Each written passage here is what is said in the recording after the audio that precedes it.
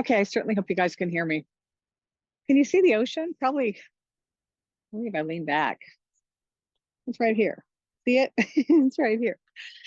Um, I knew I had to make a video today. I thought I would do it the normal way where I, you know, do my hair and put makeup on and stuff, but it's not happening right now. Um, but I have to share because my life is going to change overnight. This trail has led me down miraculous roads.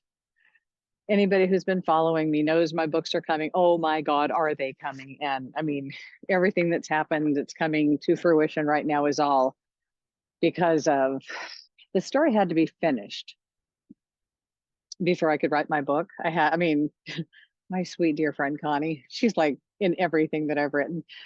She, she's like, just write your damn book already. And I'm like, ugh. Anyway, there's so much that's happened that I will share, but it has transformed my life into something that I did not see coming, did not expect. My ski trips, those were some awakening moments when I went to Lake Tahoe. It was a practice because I was shown that everyone in life, humans, we have the expectation that one of those people that's walking near us or we're bumping into is going to be something for us. We usually think romance, but it's like I came to the place to where everything I bumped into, it was like there was some kind of a connection, but it was not supposed to be romance. The one ski trip showed me, well, I was told that that expectation that we have to meet people, that I needed to let that go. I needed to realize that the only person I was walking on this planet with, and that I even had that expectation that I would see somebody, that I had to let go of that last expectation that somebody was out there for me, that it was going to come to me, and realize that I'm enjoying so much just walking with my newly found best friend, God, that I won't need. It's like, and that trip was magical. It was like that was Lake Tahoe. It was the day at Palisades, actually. And it was like another lens took over me and I wasn't looking any longer. And so that was the final day when I knew I was on this journey and that I was going it alone and that I didn't need anybody with me to go on it. Um, and so I had a remarkable trip. I did. I was just very present all the time. Yes, and which brought so many amazing people my way. I did runs with so many fun people. A guy on ski patrol, I was looking at the water and he's like, "Can I take your picture?" My autoresponder was like, "No." I'm like, "You know what? Yes. Okay, I'm trying to nutshell this without giving too much because it's more than I could possibly give." Um, Effective Saturday morning, um, like my Facebook page, the one that I've been using as my basically professional page. I'm just a spiritual teacher. I'm a spiritual enlightened being that just shares her stuff. So along my journey, I have the two books are about the three. I got three books now. It turns out what I thought they were about my spiritual journey, which they certainly are. Oh my God, Connie, you got this one too. I'll be damned.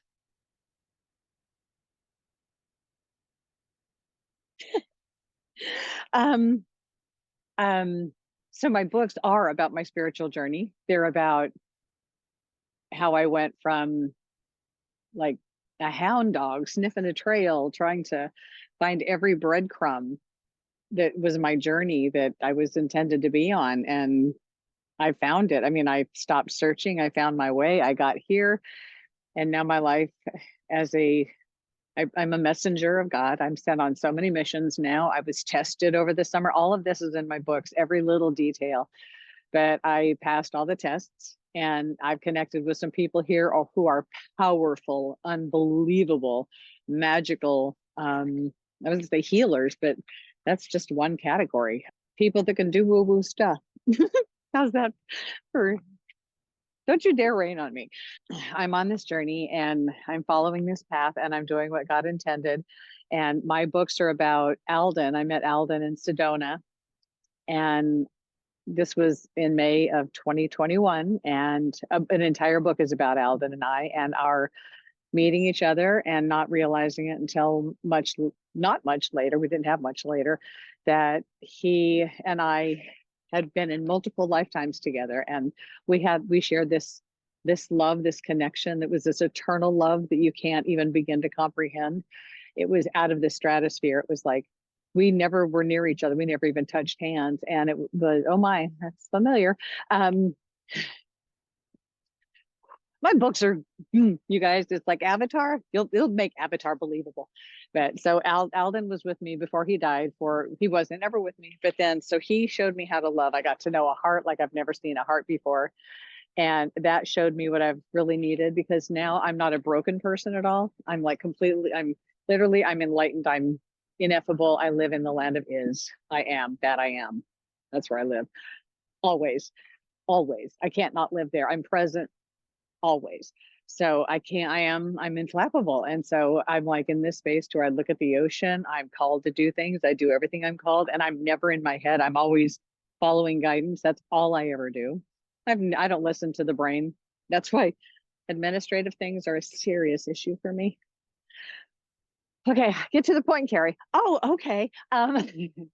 So Alden, and then so my heart was opened up. But now I come home and a miracle has occurred. I met someone. No, I can't say that. I have not met this person in person. We have not seen each other face to face. He's seen videos of me. I've seen pictures of him. But we have had a conversation now for a very long time. No, what day is this? February 17th. We started just chatting on Messenger and text. And then we just started kind of hanging out, but we never talked. And it was like meeting someone this way, not like a dating service, just somebody who loves, clearly from Facebook, loves to do some of the things that I love to do, skiing for one. So I'm communicating with this person, and we go back and forth and back and forth. And long story short, when I met Alden, we were going to run away together. It was like you just had that complete knowing that you were supposed to be together. Your life is meant to be together. And I told my family, it was just like, guys, and I was like, it was a calling, and there's like nothing I can do about it. But that has happened.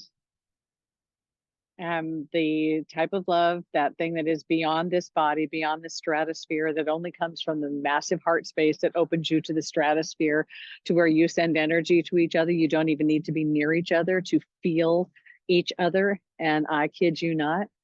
So we have been having conversations now and falling madly in love. And God brought all this together. It's like it's all there. It's all coming out. But I felt this in my heart with Alden.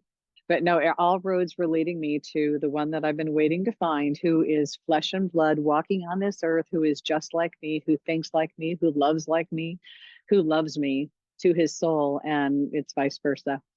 So walking this path without any expectations, it has its bennies, peeps. So I'm going to be done here, but I had to get this out today, and I've still got to do that, put it on thing, which is administrative crap, because I don't have my assistant yet, but he's going to help me. He will. So Saturday morning, I will be out of pocket indefinitely, because that's when the stars have aligned and it'll all come out. All right. Ciao.